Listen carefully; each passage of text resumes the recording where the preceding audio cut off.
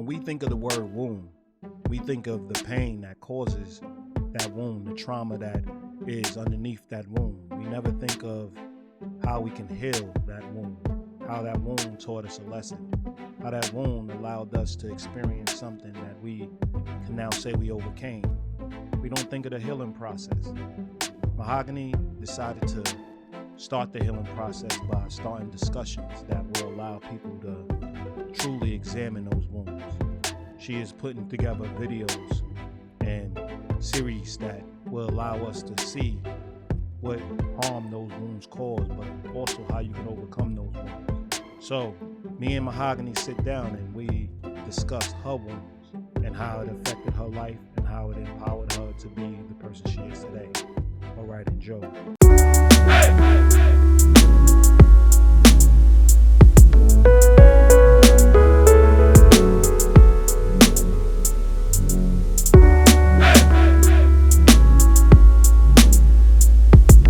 Okay, so, we here obviously to have discussions about accountable relationships, and, I want to understand your definition of when you hear accountable relationships. What's your definition of accountable relationships?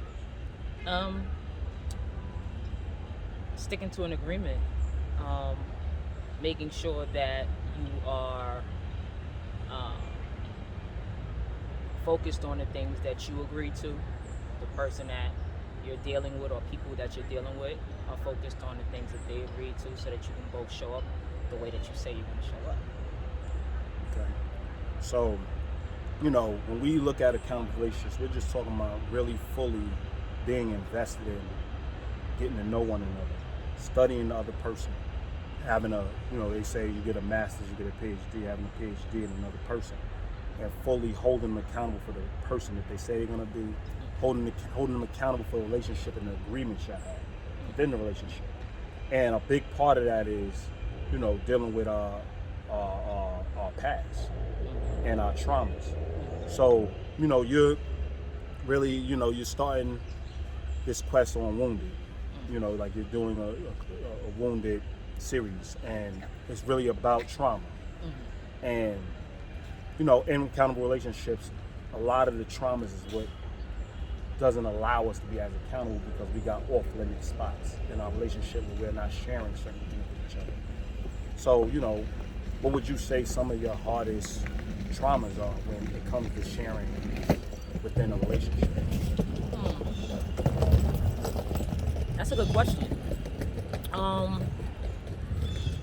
It's a really good question. I'm not sure that the traumas are an issue in my relationship as much as maybe trauma responses. Okay. So I know that where someone it may be a natural, easy response to allow people to do things for them. It's hard for me. Okay. So that is something that I have to be mindful of. And where do you think that comes from?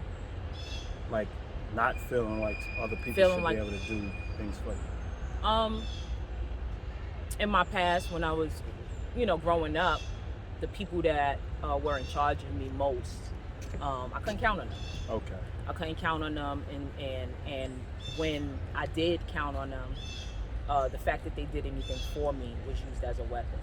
All right. And so that showed up later on in my life in ways of, people trying to be helpful, assist me in things, and me not really trusting that it's coming from a great place. It may have a hidden agenda. Although I don't, move in that space, it's something that I absolutely have to be mindful of so that I don't move in that space. Whereas some people, they react naturally. So when you have friendship, let's go with friendship. When you start a friendship, once you give the title of friendship, do you not trust this person with your life? Is that a difficult thing? It's a difficult thing. Okay. I do trust. All of these things, people go through different traumas and their responses are different, but it's always levels, right? So where I'm not someone who doesn't trust, Okay. But I'll give trust, and then if something familiar, something that feels familiar to a past trauma that wounded me shows up, the guards go up really fast after that. So when these traumas arise in your relationships, and obviously this person or these people didn't cause this trauma, and then now you, like you said, you get on guard, how do you combat that? How do you stop that from occurring and destroying the actual relationship? Or do you lean into it and think that people are supposed to, like, give you a pass for it because it is your trauma? Absolutely not. That's the reason why I prefer to and deal with accountable partnerships, is because I need people who are going to push me past my comfort zone. I need people who are going to help me be greater. You can't be greater in your weaknesses, you know what I mean? And so usually my response is me checking myself. My response is, you know, communicating. I took a lot of time to make sure that, you know, I'm a better communicator. I understand myself much more so that I can actually catch it before someone else does as well, right? So that I can make the adjustments necessary not to wound someone else, because, you know, that's the goal. The goal is, you know, to become better and stop the cycle. Mm-hmm. Exactly.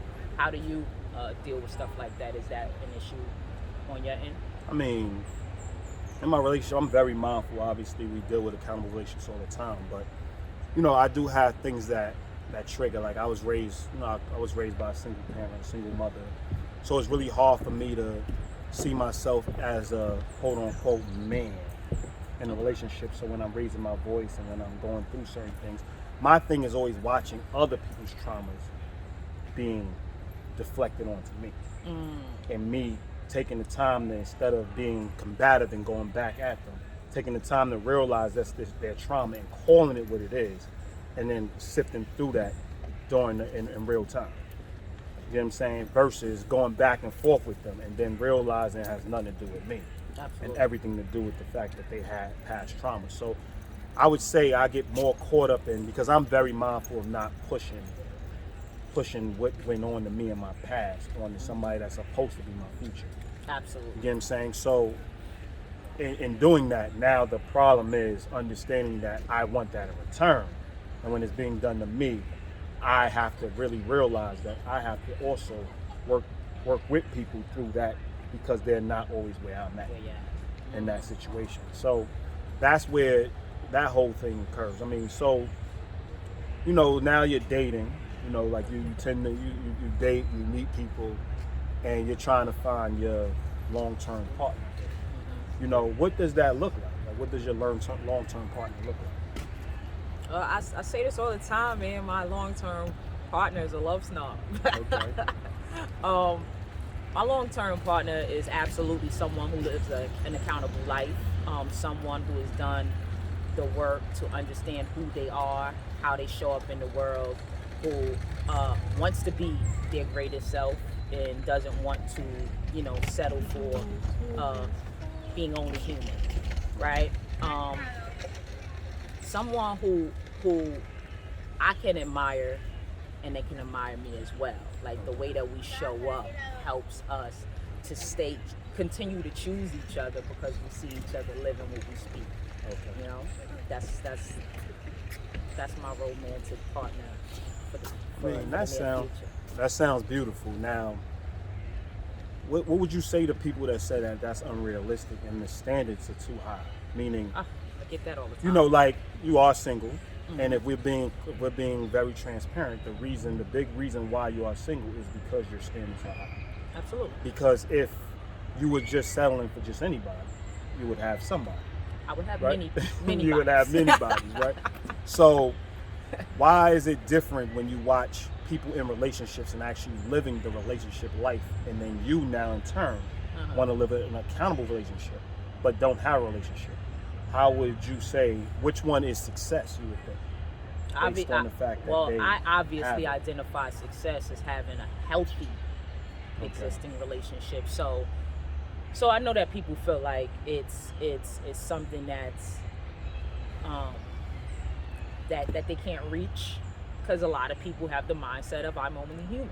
Okay. I don't have that mindset, but my mate won't have that mindset either. So we will understand that it is something that's sustainable, that we'll be able to grow and be great in it because of the fact that it is sharpening our tools, it's making us better, and it's freeing us, freeing us from past traumas, because we're helping each other to see one another, see ourselves in ways that, like, one of the young ladies, transparency, one of the young ladies I'm speaking to, that's one of the things that, we discussed is, the fact that I did the work that I could do alone, and now there's work to be done with another. Definitely. Right? In order for me to be able to see all of those blind spots, I need someone to be able to show me those. And Definitely. so that's what this is all about. That's what I'm looking for. That's super important what you said, because a lot of people, there's a big agenda for self-empowerment.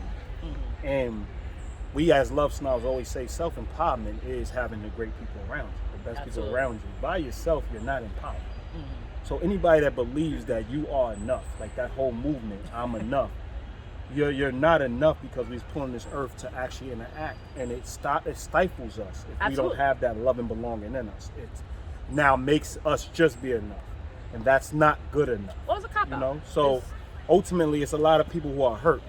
So it's good that you said, like, I did the work that I need to do so I don't ruin another person, and I fully understand who I am. And I'm becoming a lot more self-aware, because obviously we don't say self-love, we say self-aware. So now I can now go out and get love with another person. Wisely.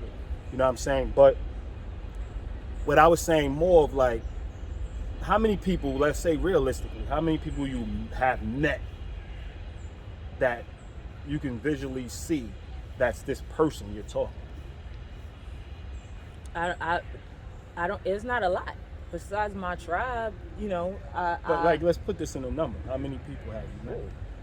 I've met a lot of people. No, that's But that is that. this person that you see, whether it's a friend, whether it's a partner. How many people have you met that's this ideal you speak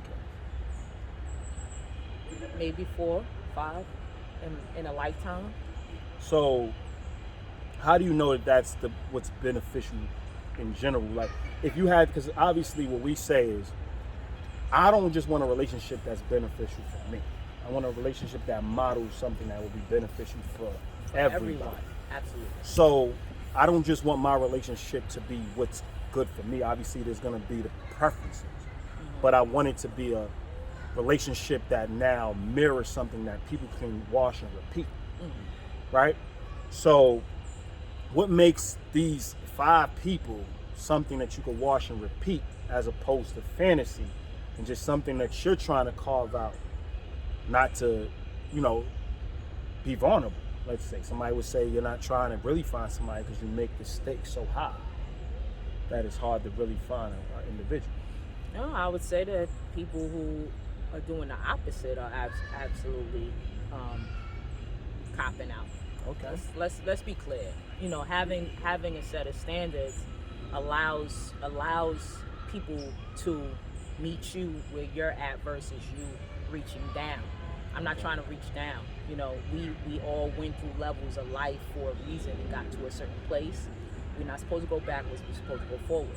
And so the paying attention to the people who I have come in contact with who do fit that mold, the reason that I know that it's the mold is because we've all become greater together.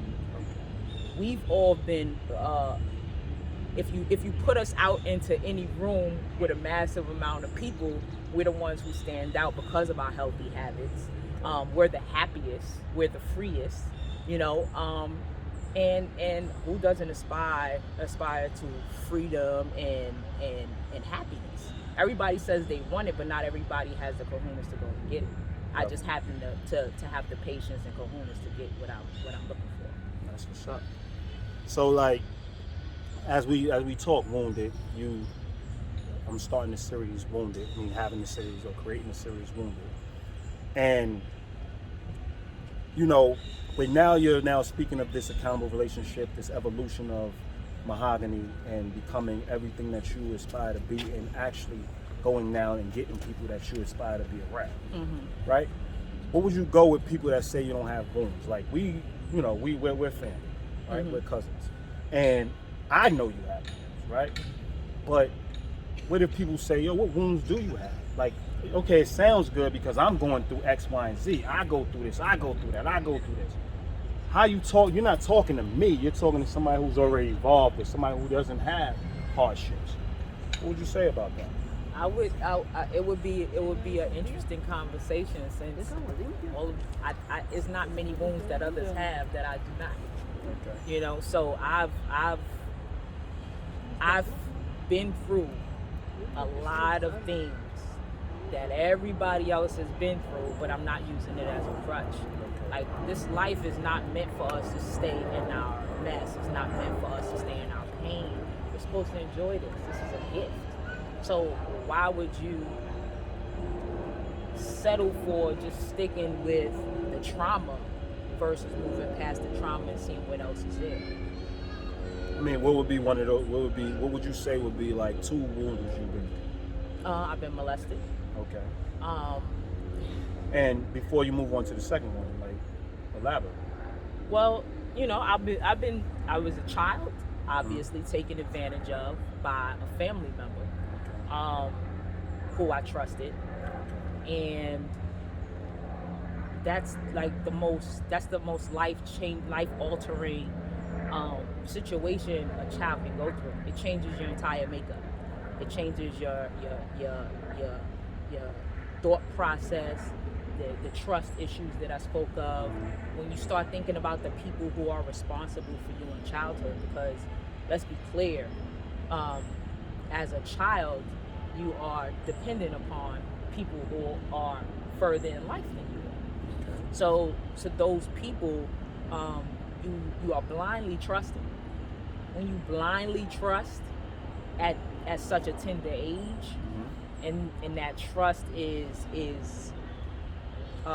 fractured in such a way that changes your entire makeup, it is extremely hard for you to come back from it. But that's the power, right? That's the power, the beauty of being more than human, is the fact that you understand this can happen to me, but it's not the end. You know what I mean? Chapters. Absolutely.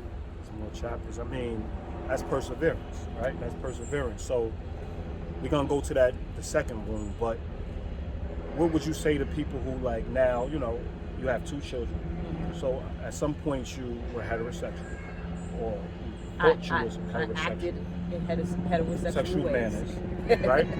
But what would you say to people that now is blaming the fact that let's say this trauma or this molestation happened, and that's what made you gay versus what had you stray away from being a heterosexual? Because, I mean, it was a male who did it. Mm-hmm. It was, you know, so why would you like men? Why would you be around men? Why would you want men around you? Well, like, what would they say based on your trauma? Because a lot of people believe trauma is what makes it versus our ability to overcome trauma. Well, I'm one of those people who believe that the things that you're able to push past and overcome are what makes you. And I would also say, if the trauma was the reason that I was a lesbian, I would never have kids. I dealt with men after the trauma, right? And I've never been so short-sighted to think that all men are this particular person, or as this particular person, right? So I have lots of men in my life that I love. Just don't want to sleep with them. So what would you say would be the determining factor of why you would say you're a lesbian woman? Because that's who I find home with. I'm ever since I could remember. I remember as far back as maybe about 5 years old that I was crushing on women, you know, girls. my main crushes were females. It just was at a time where that wasn't normal. So I knew that it had to be something that wasn't spoken about. I knew it needed to be a secret.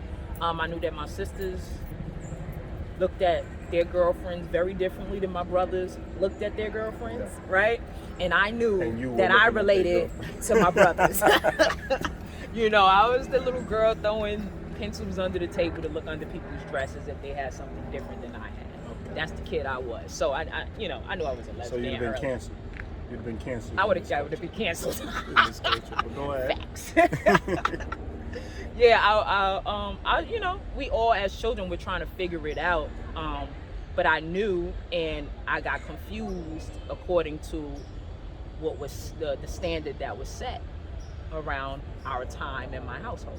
You know, so not necessarily confused. Let's fix that, because that wasn't confusion. It was I just knew that it wasn't something that I could. Yeah, there were societal norms in place that didn't allow you to be who you exactly wanted to be. Well, it allowed, but it created fear within me to not be so. Yeah. Okay. So now let's move on to the second room. What would be another room? Because obviously you have a lot of them. I have a whole lot of them. But one I want to bring up one that, because that was an extreme one, and the reason I want to bring up one that's a little more subtle is because I want everyone, male, female, old, young, to be able to relate to wounds that they may not even notice are wounds, right? So to be in a household, and especially a lot of people of color are in households very similar, who the children have zero voice. The voice, like, you don't have anything to say if you're a kid, your voice is not valuable, right? That's very problematic. That's very problematic, especially to someone like myself, who has a whole lot to say, who has a whole lot going on in their head, who has a whole lot to figure out, who has a whole lot of questions. And to be silenced to the level of, you truly understanding that your thoughts and your voice don't count. And if you do have an opinion, you're met with violence. Mm-hmm. That is a huge wound that carries over. Like, a lot of people show up in different ways. You either get a louder voice when you get older, because you're not going to allow nobody to take that away from you again, or you become very passive. You become very passive and allow yourself to maintain very abusive interactions, because you don't think that you're allowed to have a say so. And so, that's another, and I just happen to be one that said, to hell with that, I'm gonna speak, I'm gonna talk, and I'm gonna say it all. So anything I push down, it's out there. It's funny you brought that up, because I recently posted something on my actual main page, not the the AccountableLove page and the Love Snob page, where I was talking about how we need to bring our children into the actual relationship and build the relationship from the ground up. So when we talking about allowing children to be children, what does that mean? What is that definition? Children can take on their resilience. They can take on all kinds of things, and they're better at it than us. Yeah, and they're moldable in that situation. So you get to decide how this person is going to become an adult initially. So you're giving that power of parenthood, and why are you not using it to actually show them how a relationship should be and let them know what's going on with you as an adult, so they know what to look forward to? I agree. Why you're not letting them, just like you expect them to tell you how they was in school, the things they went through with their friends, the things they're talking about? Why are you not sharing your thoughts and your ideas and your traumas and your trials and your tribulations with your children? Because you're not putting them through it, you're just sharing the experience with them. That's the thing. And we're so scared that we're coddling them versus allowing them to become fruitful adults and more emotionally intelligent adults.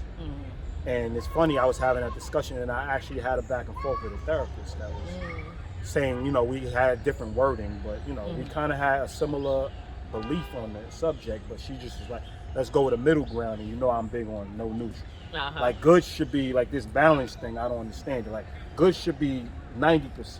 Yeah, there's gonna be bad, but we want to push it where it's not balanced. It's the norm. You know what I'm saying? So we have to have these extreme goods, not like just saying, oh, we need either or. No, we need extreme goods. Absolutely. So extreme health. We need health is extreme. It's not a middle ground. You know what I'm saying? But we had this back and forth, and it's funny you brought that up as a trauma. It is, and I think it's interesting that parents come to the conclusion that they want transparency from their children, but don't think they owe them transparency. It's a teaching of a double standard that they end up living in later on, and they don't even notice that it creates a cycle of toxic activity. Because they believe they're going to steal their childhood. The child's going to be worried about the bills being paid and things of that nature while they're in school, act out. And there's some validity to it, but that's when children are figuring it out or finding these things out on the fly. And how you communicate. Definitely. And how you communicate. Because, just putting it on them is one thing, and having an actual dialogue and explaining, the surrounding details is a whole nother, Definitely. The reason why I just went to 2, and I'm glad you threw that curveball in there, because it's good for people to actually hear, the subtle traumas that people aren't aware of, but is going on a regular basis, a common practice, and it's being practiced as something healthy when it's very unhealthy for our youth. That's why this social media craze, a lot of people want their voices heard. Absolutely. And then nobody's listening to each other. Everybody wants to be heard because they are stifled at home. And if they're being heard at home, then they'll be better listeners when they come out into the world. I agree with that. You know what I'm saying? So that it's funny you said that. It's funny you said that because I identify with that. Like being a better listener is something that that I'm working on, and that is a part of it. It is because I got so much to say, not enough listening. Definitely. And you have to get it out. Yeah. So, but I really want to talk about one of the traumas that really changed your life. You lost a friend back at 13 years old. 12 years old, excuse me. And that, let's be honest, that can shape anybody's life. And you could have hit under a rock. You did choose, violent, a violent path for a while.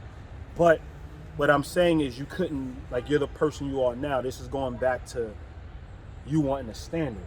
And you saying this is something that's a ladder. It's something that is high, that you walk to go get. So we want to show people how, no, this can be obtained by anybody. This is a mentality that you can shift coming from any trauma.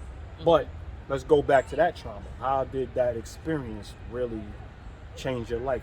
Take us through it. Yeah. That was a heavy one. I know that nowadays, a lot of young people are experiencing loss in that way, which is horrible.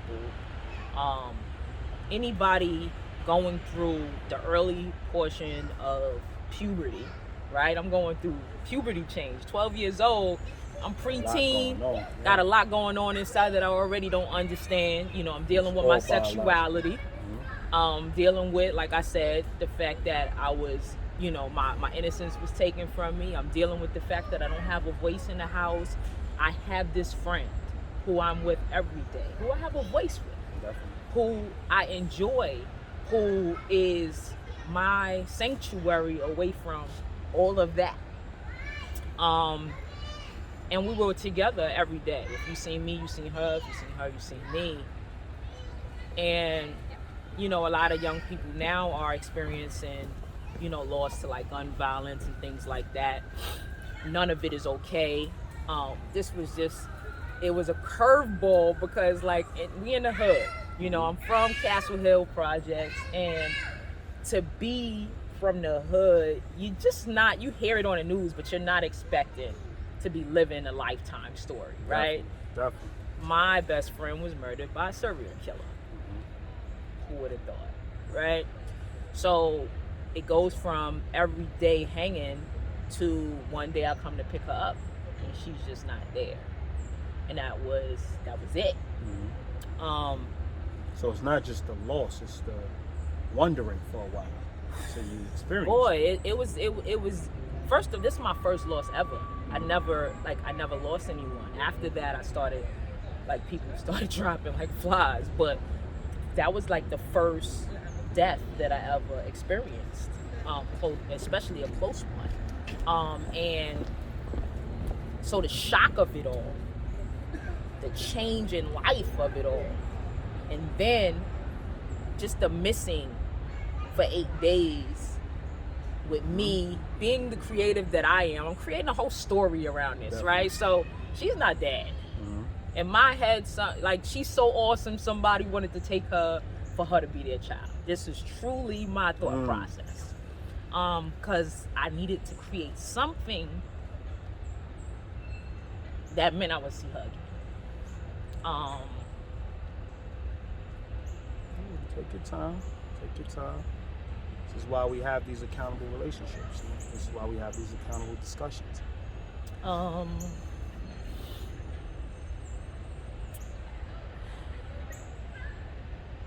When I found out that her body was found, I still was holding on to that. I didn't believe it. She was gone for 8 days. They found her decomposed. So in my head, you can't say that's her. You know, she's decomposed. It's somebody else. They put clothes on somebody else. And then I walked in the hood near a store that we used to always go to and seen someone who resembled her from the back, and I'm screaming her name, and when she turns around, it's not her. And that's the moment, right? So my life changed drastically. I no longer had the urge to hold anything in. It was just like, whatever, right? So life becomes very different, because now I'm gonna say what I need to say, I'm gonna do what I need to do, I'm gonna feel what I need to feel. And I did all of these things. You gotta think about the fact that I pushed all of this stuff in, so now I'm just like letting it all out on the world. And I'm being the most toxic the most toxic version of myself as I can be,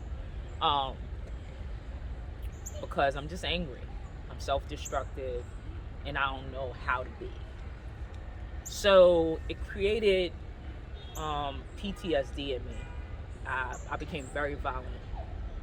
For those who don't know, my background, I fight for real. And so with that, very dangerous. Being someone who's actually a well-trained hand, and being angry and having no self-control. What's the well-trained hand? What is it? I'm a master of martial arts. Okay. Let's be clear. I don't be trying to tell people all Let's be that. clear. I understand. So yeah, I was running amok, and I had PTSD. So if anybody got close, I still struggle with it. I have it under control, I should say. I have it under control, but it still exists within me. It's a lifetime struggle. Yeah, it exists, but I have control of it. But back then I did not. So it was a lot of violence, a lot of trust issues. Boy, the trust issues were crazy. So by the time I had children, their lives were altered by it as well, because I named my first after her, and she couldn't spend nights out. We're not doing to spend nights out. First off, I was molested, and my best friend was kidnapped. It ain't happening. This is what happens to little girls. It ain't happening to mine. I became very overprotective, and so it trickled into the lives of even the people around me. But after many years of running in circles, trying to, get it all together, because I, although in a fog, I did have enough mindset to understand that I had a kid that needed me to be much more solid than I was. So I started, working on myself, but I could not get my footing because, like most people, I was too busy focused on what happened to me versus what I could be to it, right? Later on, I became who you see in front of you now, who I am, who I can be to it, right? I find that I am Jessica's living legacy, right? Everything that I do, whether it has absolutely nothing to do with her or her life, but I have everything to do with her life. And I say that because everything that I do is attached to making sure that everything that her and I spoke of when we were younger, everything we spoke of, everything that we said we would do, I'm doing it. I'm doing it. I'm showing up. I'm showing out. I'm making sure that her name is known. As long as I'm alive, she's alive. And I'm hoping that maybe somebody else will grab the torch when I'm gone and make sure that our lives continue just like that after the fact, So you could either use your trauma, like I said, as a crutch, something to lean on, something to, Glad you brought that back. Instead of using it as a crutch and leaning on it as a reason why not to be better, not to show up different, not to do great things, I decided to do the exact opposite. And I know that it takes the work, of becoming well so that you can see it from those lenses. Mm-hmm. And that's why I talk about it so much. And that's why you do what you do. Because I want people to understand that this is a thing. It's a thing. You're not your trauma. Yeah, it's You're not a thing. your trauma. Your trauma happened. It has happened, but it could have happened to you. It could happen for you. You have to identify. You have to find why it occurred. You got to create the purpose. Yeah. You got to create the purpose. And your purpose was created through an actual trauma. And when we talk about accountable relationships, this is exactly what we want people to see. Like, stop shying away from the tougher discussions. Me and you just had a tough discussion on camera, right? We just had a back and forth on camera. And this is what we do. Yeah. You get what I'm saying? Regular. But a lot of people don't have this. And every time we run into people, we go from this is refreshing to you ask too many questions to you know it all, right? And we have had similar experiences because we do the work, we put in the work. And we don't just look at the trauma of things. We look at ourselves as change agents, and we look at ourselves as positive entities. And Absolutely. We look at ourselves as people that can support people versus people that come into people's lives to badger them, hurt them, and keep them misinformed. Absolutely. So when we're talking about accountable relationships, we're not just talking about trauma, we're talking about how we overcame trauma. Absolutely. And how I am now in your life, and I strongly believe this, to get you past the trauma and to live a quality of life, not so we can relive the trauma every time. No, absolutely. We get into something, or every time we're going through something, we got to live through your weakest experiences. And we should live through your power.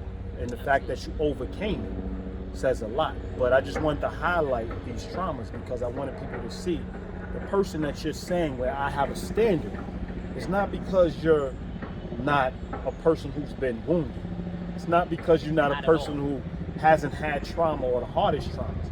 It's because you worked through it and you're on the other side of it. And you're not going to marry your old self. Absolutely. And that's the reality. You know what it's like to be toxic. Yeah, once you identify it as toxic, how could you? Definitely. So you're not even marrying your own self. So what makes you think you're going to shortchange your new self by marrying somebody who's similar to your old self? So it's just saying, I want people around me who have came out on the other side. So I'm not spending my life, I already spend my life dedicated to helping people through trauma with my work. But I don't want to have my personal life used to always help people through trauma when I can have an equal that's actually helping me deal with the quality of life. So when you talk about this person, when you talk about these 4 or 5 people, I want people to see that you want an accountable relationship. You want accountable love. You want somebody who is equal. And that's what that means. We're unafraid to discuss anything because we're equals. Nobody's a victim. Nobody's a villain. Everybody's on an equal playing field, and we have open lines of communication and dialogue. And we're always deciding what role we're going to play in each other's lives. That's why I said I'm marrying a love story. Definitely. Thanks for having this discussion. I love you. Regardless of the wounds, regardless of the trauma, building healthy and accountable relationships mean that you are ready to start building a life with people who are there to support you and expect you to support them. Not because y'all are trading war stories or showing off y'all wounds, but because y'all really believe that y'all are better together and more effective as a unit.